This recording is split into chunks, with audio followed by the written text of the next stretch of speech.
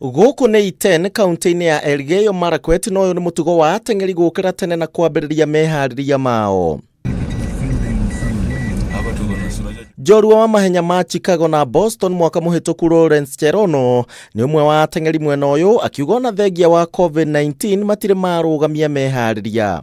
Sasa hii ni bado tuna struggle kwa sababu tulikuwa tumekaa nyumbani, lakini tutajaribu tu kuona vile mwili itarespond, ingawa ni ngumu kabisa kurudisha shape yenye ilikuwa, lakini tutajaribu.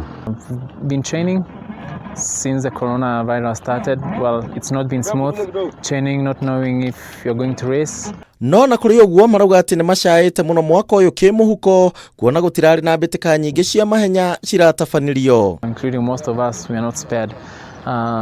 These are our livelihood, so no races, no money.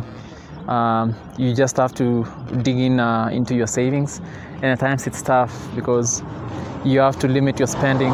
Ateng'eri nĩ maikĩtie ihoya kũrĩ thirikari ya kaunti kũhũthĩra ihinda rĩrĩ mathako marũgamĩtio, gwaka werũ iharo na mũno makĩria kũrĩa mekagĩra meharĩria mao, arĩa nĩ hamwe na Kameme.